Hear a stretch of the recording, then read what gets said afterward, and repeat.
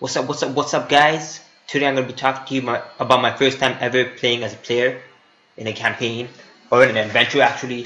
And you know what? I played as a wizard and it was pretty awesome. So first I'm going to be talking to you about how I played and how I was playing for the first time, and then I'll talk about 5th edition wizards in the later half of the segment. Okay, so I got to play for the first time ever as a PC. Normally I'm a DM, so I get to see things from the other perspective. And how was it to play as a player? Well, it wasn't as fun as I thought it would be, right? So being a DM, I always have so much fun. I love role playing, so I get to role play as much as I want as a DM. But when I'm a player, I have to share a lot of my spotlight, and I find there's a lot of things where like my character wants to do one thing, but it would really force the group down a different path that I don't want to really like send them down this different path and like kind of just ruin the game for everyone.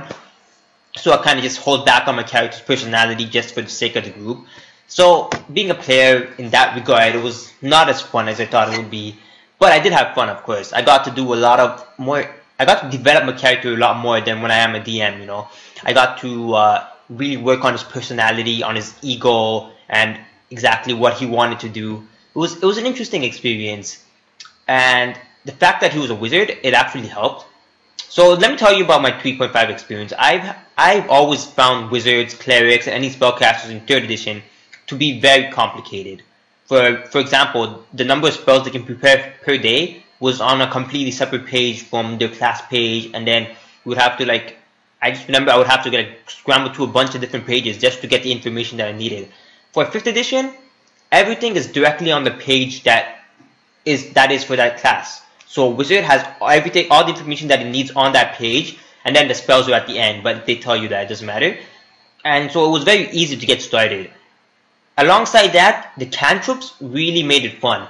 Being able to cast spells multiple times over and over again without having to worry about wasting spells for the inevitable boss that's going to be coming up soon is pretty awesome, because I can actually help in combat. Whereas before, maybe if I was a 5th or 6th level wizard, even if I try to hit a monster with my staff, I would never even be able to hit him unless I rolled a natural 20.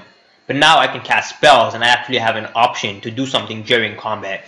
And I actually remember we used to have a cleric in my first game that I ever played, and he used to stand back and literally do nothing. He would go around searching the room while the rest of the party was fighting. And people used to get angry, but you couldn't really blame him, because he had like, I think maybe 2 or 3 spells at the time that he had, and his attack was like +0 if I remember correctly.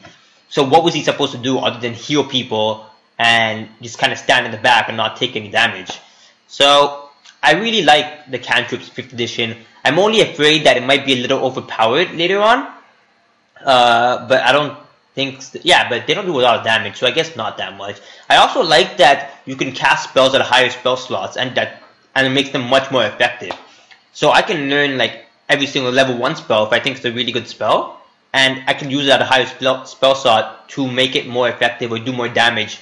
So that having a level 1 spell does not mean that it's a weak spell. It's as powerful as you want to make it, and that's really cool about that.